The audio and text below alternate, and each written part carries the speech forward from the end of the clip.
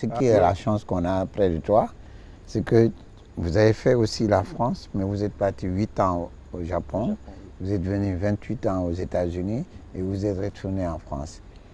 Tout ce que vous avez engrangé tourne autour de l'art. Et c'est l'art qui a fait de vous ce que vous venez. Mais au-delà même de l'art, il y a quelque chose de très intéressant chez vous, c'est-à-dire vous avez dompté la nature, l'environnement. Vous avez des sculptures qui vivent à partir des arbres, à partir de tout, de paysages, de trucs. Vous arrivez à sculpter des arbres qui continuent à vivre et qui nous sortent des formes. Et ça, c'est séduisant, parce que quand on regarde la forêt bleue et qu'on essaye de comprendre la démarche que vous êtes en train de mettre en place, on s'est dit, mais c'est un travail vraiment naturel, c'est un travail vivant, c'est un travail unique, et que c'est la Ousmane, les petits Sénégalais, quelque part dans le truc de la Corniche, quelque chose à Ouagounaï, qui arrive à offrir ça au monde entier. Et pour aller un peu plus loin, c'est-à-dire, je me dis qu'on arrive là, comme vous dites, à un moment où c'est compliqué, où le monde vit des choses assez compliquées.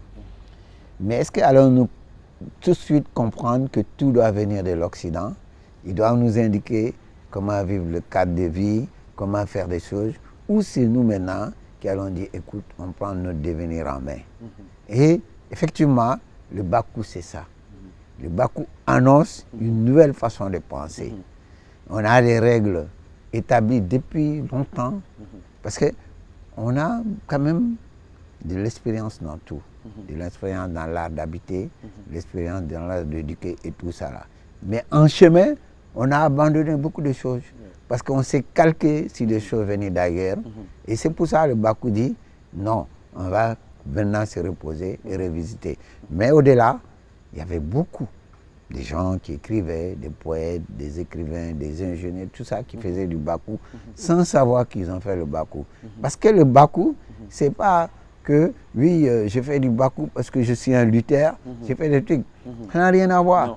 Le Bakou, c'est partout, quand vous allez dans le monde, les gens font du Bakou, parce que par l'effet traditionnel, ils ont des chants, ils ont des pas de danse, et c'est l'émotion que ça dégage, c'est ça que nous sommes en train de faire voir.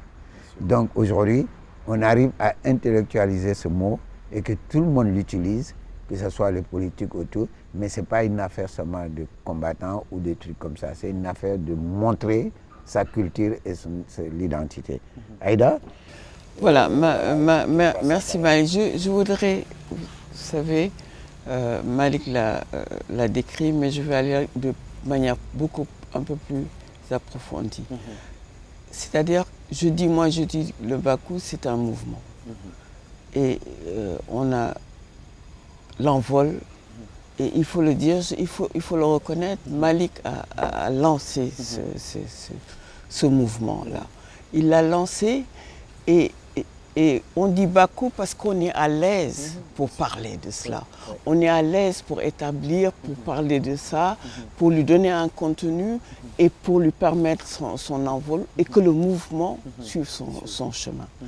Et ce qui est fantastique aujourd'hui, et qui me plaît beaucoup, pourquoi il m'a fait l'honneur de me nommer commissaire pour cette exposition, mais ce rassemblement d'idées, ce rassemblement de compétences, c'est ça qui fait la puissance de ce mouvement-là. Les artistes sont là, ils sont à l'aise, c'est vrai qu'il l'a dit Djour, ils sont peut-être un peu plus en avance, vous êtes un peu plus en avance parce que vous avez pris très tôt. Et nous, de notre côté, nous n'avons pas œuvré pour cela. Il faut le dire et le reconnaître. Maintenant, nous avons pris position, nous voulons que ce mouvement, il a déjà pris son envol, prenne le chemin, et du coup, ce que l'on réalise, c'est que tous nos confrères africains se retrouvent dans cet événement. Et ils se disent, comme il l'a dit tout à l'heure si bien, il a dit, les gens faisaient du bakou et ils ne savaient même pas que c'est ça qu'ils le faisaient. Et du coup, voilà, ils arrivent ici, on lance, ils disent, mais finalement, effectivement, tout le monde se dit, c'est ce qu'on fait. Et je pense que l'idée profonde, c'est que on fait un état des lieux, ce que nous n'avons pas fait ou ce qu'on a fait durant la colonisation. La première chose, on s'est dit non, on ne casse pas, il n'y a aucune agressivité. Les bâtiments sont là, mais nous avons la possibilité, nous pouvons leur donner une identité. Bien sûr. Et l'identité est dans la révision de l'espace que nous avons entamé. Hein, parce que du coup, on se dit, oui, mais notre manière de vivre, pour être agréable, parce que c'est très important, nous pouvons le réaménager ainsi.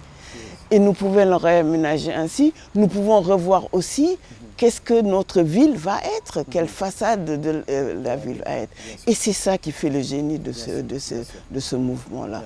Et du coup, être commissaire de cela, c'est vraiment, c'est magnifique, c'est gratifiant. C'est gratifiant, il y a tout le monde.